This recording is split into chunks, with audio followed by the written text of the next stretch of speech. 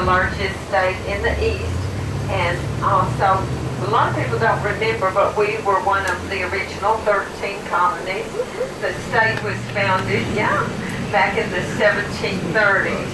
And Georgia, Savannah was the first capital. It was the oldest city.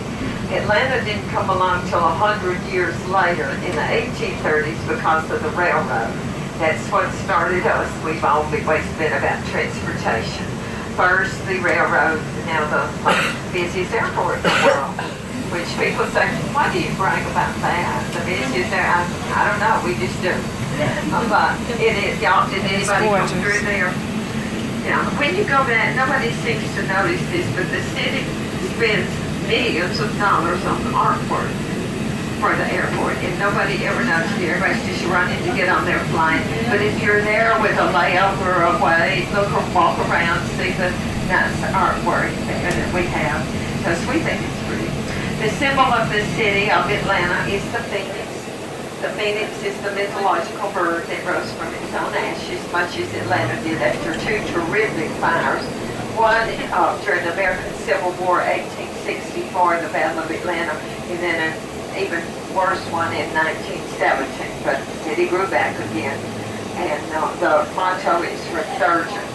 We'll show you a couple of examples of phoenix when we go by. Now here on your left is the Georgia Aquarium. This was built in 2005, mostly by Bernie Marcus of Home Depot. $250 million. He built the largest in the world, and then here comes China. Built one a little bit bigger. But we keep building on and on, so we may catch them. But this whole area here is named Pemberton Park. You've probably never heard of John Pemberton, but he invented the formula for the world's most famous soft drink, Coca-Cola. We have through here, we'll see it on the other side, but that odd-shaped building is the Center for Civil and Human Rights Museum. And this is the World of Coke. They're all on Pemberton Place. The World of Coke is the largest museum in the world dedicated to a soft drink. And it's a lot of fun. They have a 4D. Has anybody been to the World of Coke? Isn't it fun? The 4D theater, the tasting fountain, the tiny bonded plant. If you get a chance and go there, it's just fun. The Center for Civil and Human Rights is informative and very good. This one's just fun. We are the Peach State. We have that on our tags and on a lot of our car streets. Now, I know we have some people from South Carolina. Y'all pesky people from South Carolina are always saying, why are y'all the Peach State? We have more peaches. So I'm going to go ahead and get that out of the way. Yes, you have more peaches. Yes, we got the name first. So, they do. In Georgia, they're right now. This is the time to try the Georgia peaches, and they are very tasty. But South Carolina, also great peaches, and more of them. Most you won't see many peach trees around here. Many events go on over here all year long. There's one of the most popular spots is that Fountain of the Rings. You see the water fountain there. That's the largest interactive water fountain in the world, which means they will not run you out of that. They built it for you to get in that fountain and cool off. On your left here is Skyview Atlanta. That's our answer to the London Eye.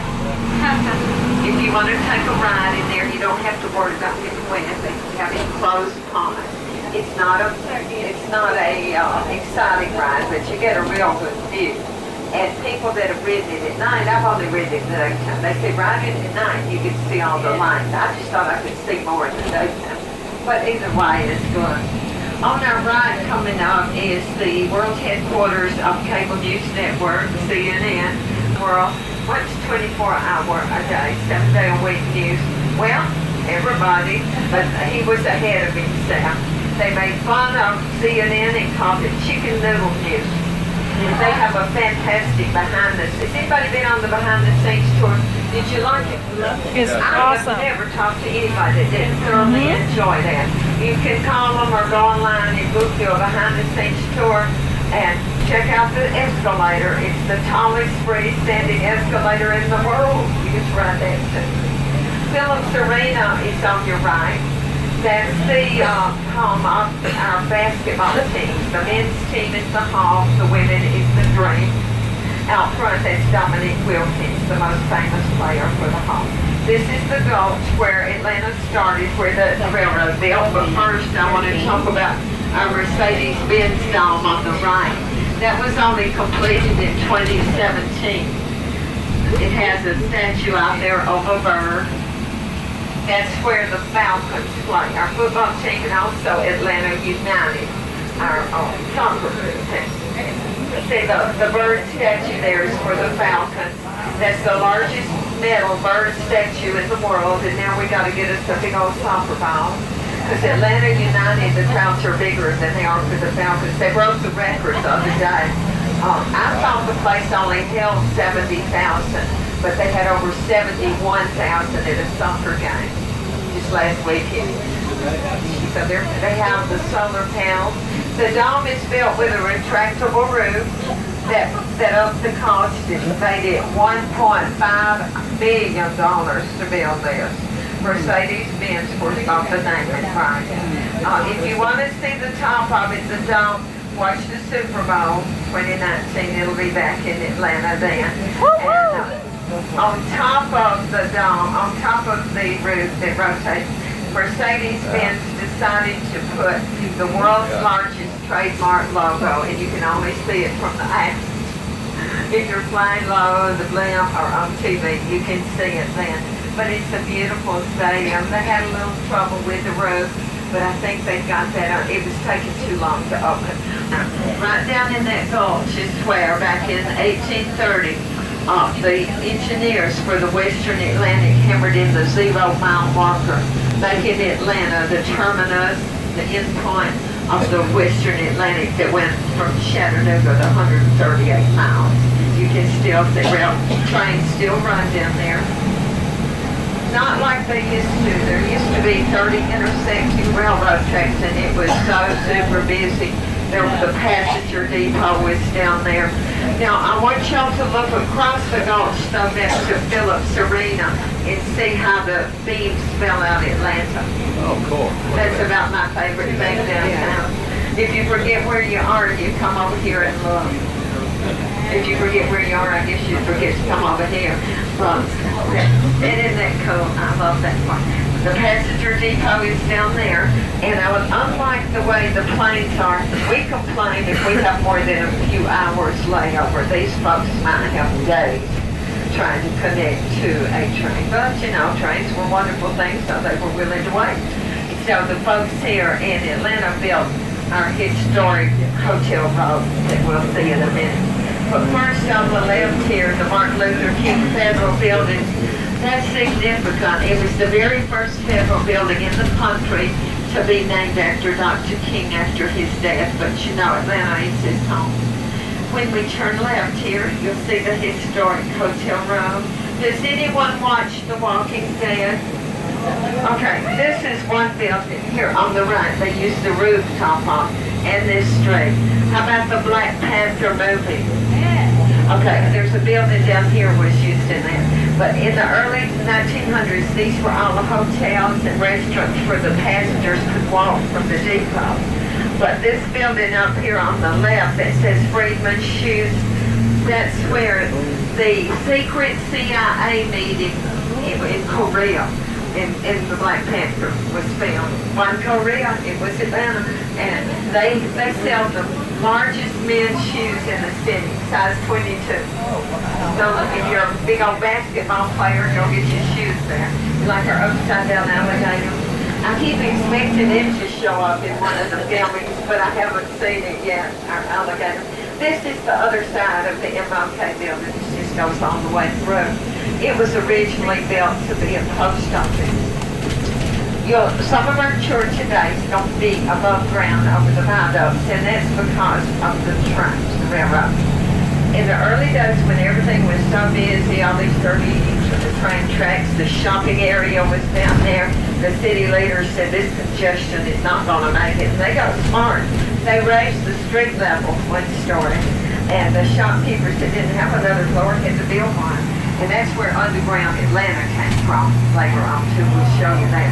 There you can get a good glimpse of that roof.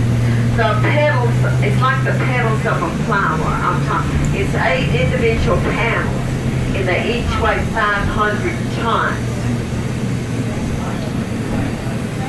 When we turn right here, I want y'all to look to the left and see the statue of Mr. Henry Grady.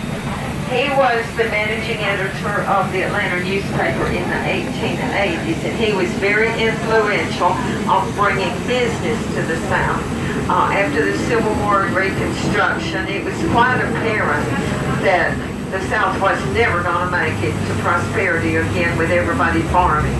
So he encouraged northern businesses to either move here or invest in businesses here. And we all think he would be pretty proud of Atlanta in that respect.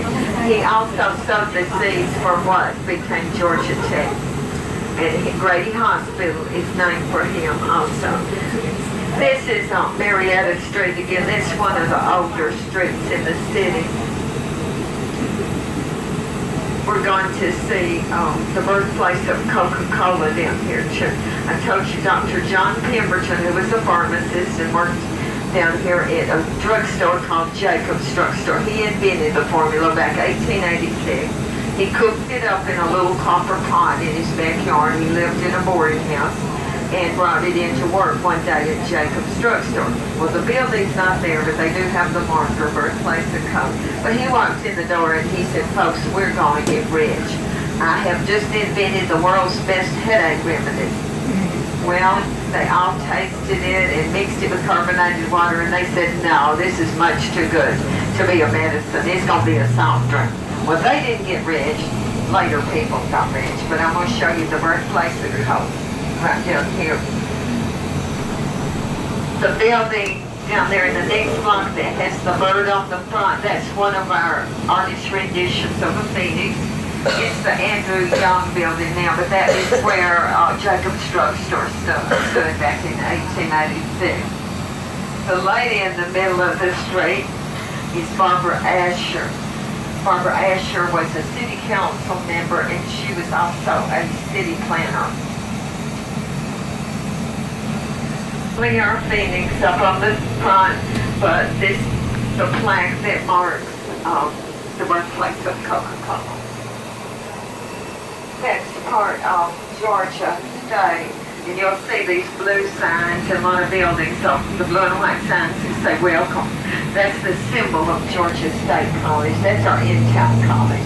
They're a great partner with the city of Atlanta because they take over buildings that would have stood empty. They started out very tiny. They were a division of Georgia Tech. They were the Evening College of Commerce. And now they've become the third largest college in the state of Georgia. Capitol building. I was telling you that Savannah was the first capital, but Atlanta is number 5. We're the 5th city to be the capital, but we've had it the longest.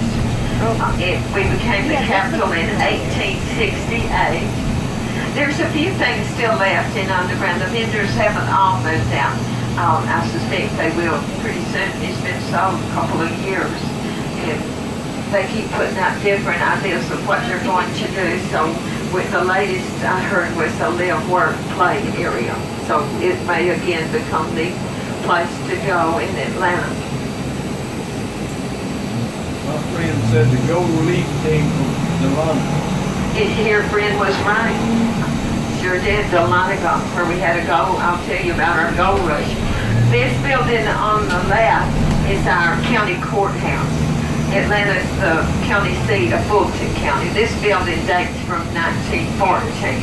And in Atlanta, that's a pretty old building because of, well, we didn't come along until 1830. They had the 2 terrific fires. Then we had this long period when everything new was better than the old. So it was filmed inside, so I can't show you the actual place. But the meeting of the United Nations took place inside our Atlanta City Hall. I think that's the most beautiful building in town, dates from 1930. In front of us is the Capitol grounds.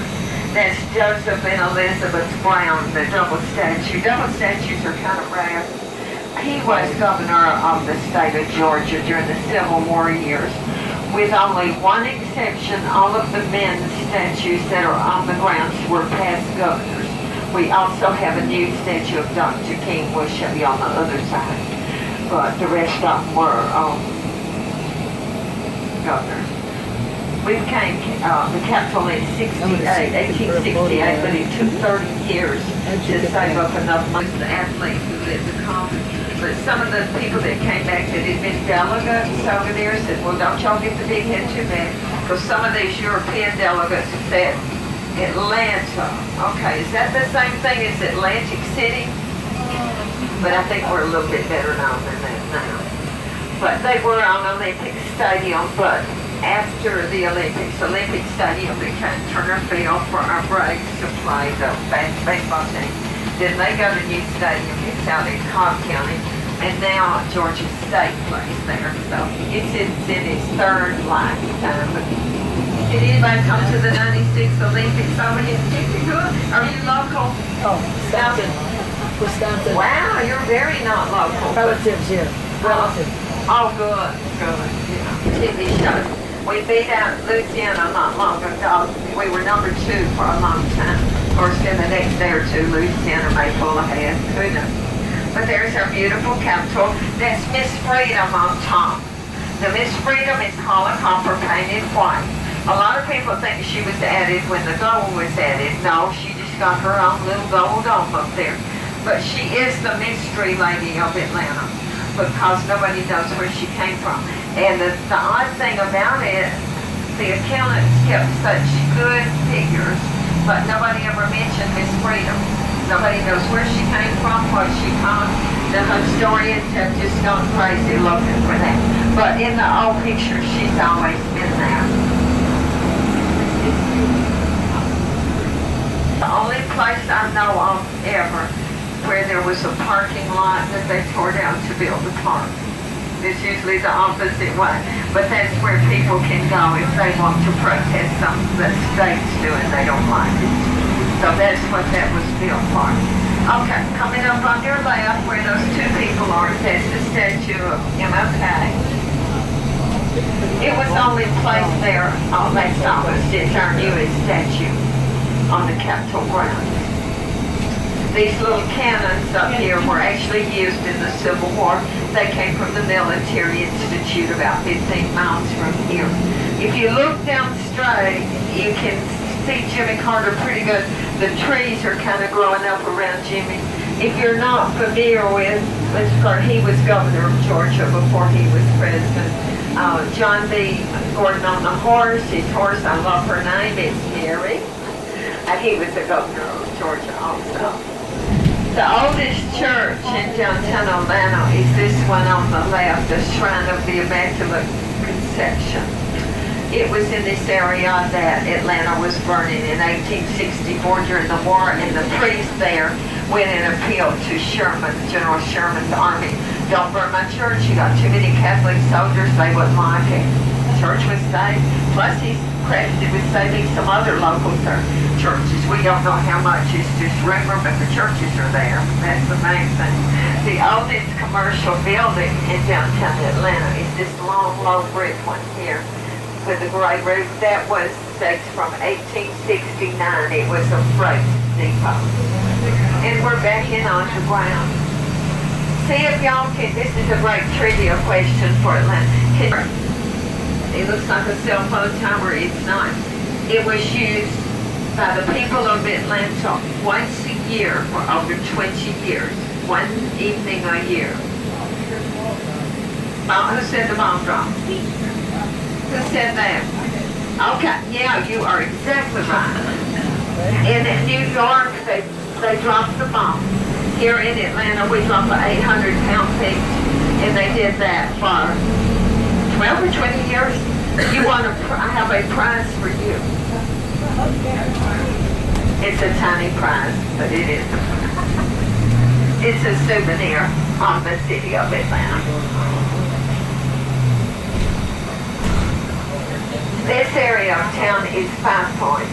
It's one of the early shopping areas. Oh, by the way, the Peach Drop had to move after 20-something years because this area was sold. I'll show you where the Peach Drop happens now. This was my point, early shopping. I'll show you in a minute while how it got its name. Right in front of us, actually, are the 5 streets that come together to make this 5 Points. Now, over here on the left, this sculpture is in honor of the old artesian water tower that used to stand there. The building behind there with the black awnings, that was well, it still is, the William Oliver building. That was our very first Art Deco skyscraper. The man had a son named William, a son named Oliver, and it retained that name. It's very beautiful. The front entrance down the way is the oldest Flatiron building in the country. Just a few years older than New York. That's where, do y'all remember that old TV series, Matlock? It was filmed right around here. But now we're on Auburn Avenue. This is probably the most historically significant street in the city of Atlanta. We're headed toward the King Center. Back before desegregation, this was the heart and soul of African American commerce. It was one of the wealthiest African American streets in the whole country. John Wesley Dobbs, one of the early community activists in the 30s and 40s, nicknamed this street Sweet Auburn because it was so sweet for African Americans to make money. And boy, did that ever stick. You'll see so many things named Sweet Auburn. John Wesley Dobbs thought that the way that black people were going to get ahead was both education and the vote.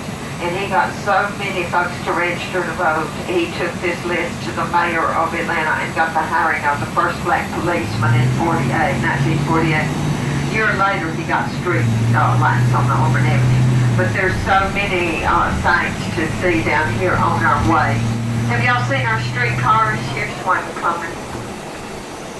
There's 12 stops for these streetcars around town. The closest one to where we pick y'all up is by the Ferris wheel. Now down here on the right, you're going to see the Apex Museum, APEX. That's African history, very interesting. But Alonzo Herndon was the first black millionaire in Atlanta, and this was his building on the left. That was the old historic Atlanta life insurance building. Mr. Herndon was born a slave, moved to Atlanta. First he cut hair, then he sold real estate, then he founded this company, which is still in business, not here, but in Atlanta. They became the second largest African-American life insurance company in the country. And so they keep that building for him. We are going toward the King Center now. This is the part of town where Dr. King grew up. Many cities have ties to Dr. King. Selma, Birmingham, Alabama, Washington, D.C., but only here in Atlanta we literally have his story from the cradle to the grave. Has anybody been out to the King Center? No, it's quite an experience, isn't it? If you want to go back out there, it's pretty easy. You don't have to drive. You can take the streetcar. There's 3 stops on Auburn Avenue that you can select. Over here on the left, you see the orange building. That's the Royal Peacock Lounge. Doesn't look much now, but in its heyday, this was the #1 spot for black entertainers when they came to Atlanta. Top of the line, B.B. King, Aretha Franklin, folks like that. Left is Big Bethel. That's one of the oldest black congregations in the city. On the mural in front of us is Miss Evelyn Lowry. She founded the women's chapter of the SCLC, the Southern Christian Leadership Conference. She has a building down here on the left. This is where the streetcars come at night. There's 4 of them, and they come here to overnight. Over here on the right is the head of John Wesley Dobbs. He's honored with this structure here. Mr. Dobbs was also the grandfather of our first black mayor, Painter Jackson. On the left is the Southern Christian Leadership Conference International headquarters. the women's building, Miss Lowry's building. On the left, on the yellow brick building, is the Prince Hall Masons. That's where Dr. King had an office when he was the president. That building is also being taken over by the King Historic District, so they're refurbishing it. And that's wonderful because the King Historic District is like a national park. The Rangers take care of it.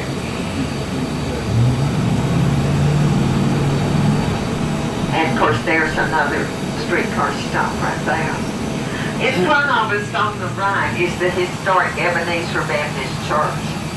That's the church where Dr. King, his father, and his grandfather preached. That's the location of the first funeral of Dr. King in Atlanta. It's open as a museum now.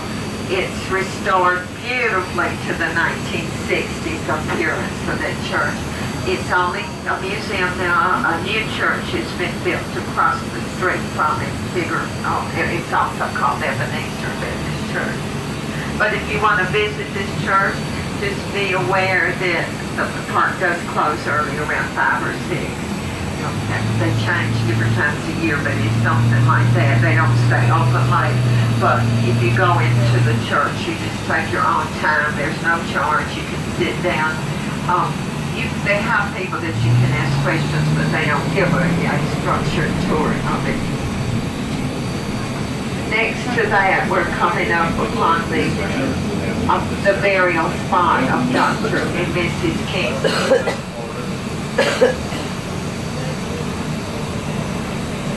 This is the Center for Nonviolent Social Change, and this is where Dr. King and Coretta Scott are buried.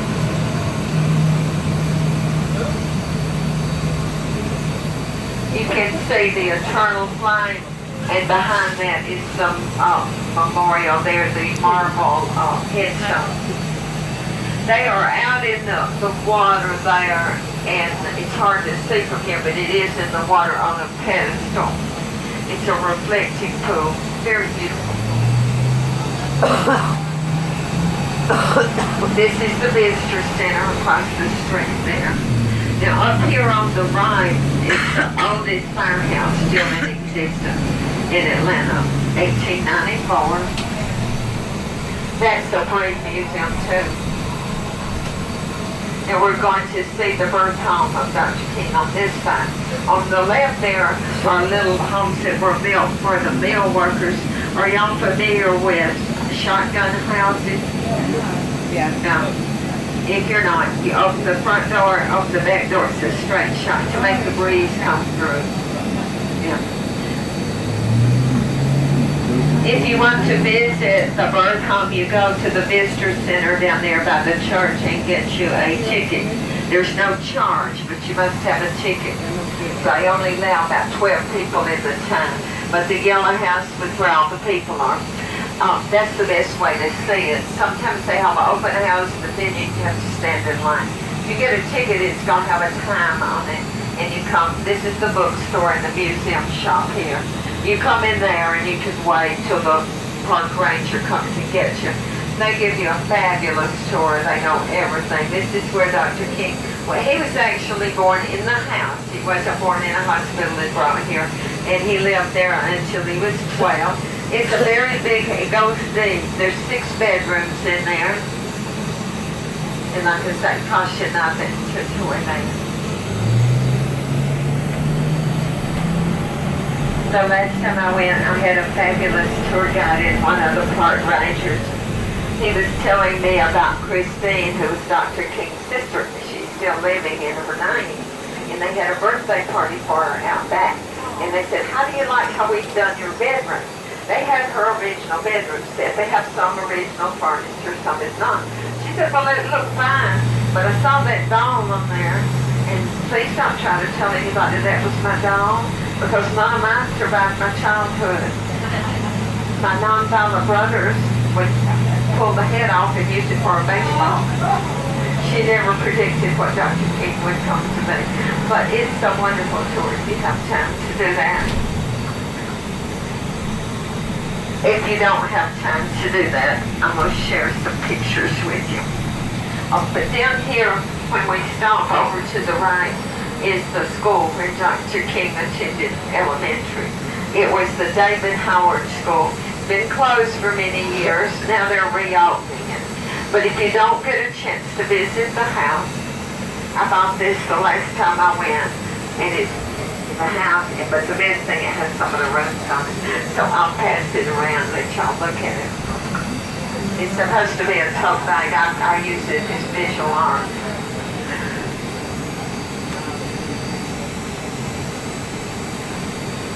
To elementary school here. He also went to high school and college in Atlanta. He attended Morehouse College. The unusual thing about his entrance into Morehouse, he was only 15 years old. So he graduated. Where's the school? Oh, you didn't see it right there? Oh, I'm sorry. Went to high school and college here, went to Morehouse. Entered at 15, graduated with a degree in sociology, then moved to Pennsylvania and attended Crozier Seminary. And then to Boston to get his PhD. That's where he met Coretta Scott. She was a student at the New England Conservatory of Music studying voice and violin. So they married, moved to Montgomery, Alabama. It just so happened that they were in Montgomery during the bus boycott. Y'all remember Rosa Parks? That was not a good time for the Kings to be in Montgomery. They were targeted there. Their house was bombed. They had planned on coming back to Atlanta anyway to help with the church, and so they moved back to Atlanta. But from that time on, King never took a job as a full-time minister because, as you know, he spent the rest of his life working for the movement. In 1964, at the age of 35, Dr. King was awarded the Nobel Prize, and he was the youngest person at that time to ever receive it. And then, as we sadly know, in 68, he was assassinated in Memphis, Tennessee. That was 50 years ago in April. There's an agreement that there should be 2 funerals for Dr. King because the family wanted to have his funeral at Old Ebenezer. You saw the church. It holds about 1,000 people. There were 100,000 that came and wanted to see the funeral. They knew we were coming. So it was decided they'd have a private funeral there for the family, close friends, and dignitaries, and then a public one out at his alma mater, Morehouse College. So that's what they did. The first funeral, the eulogy was preached by Dr. Ralph Abernathy, one of King's best friends. Then his body was loaded onto an old farm wagon, pulled by 2 mules, and taken the 3 or 4 miles over to Morehouse College, with thousands of people following that procession. Another 1,000 more that were lining the street singing freedom songs or hymns or so forth like that. And they made it a point to go by the Capitol. They did that. And they had a reenactment.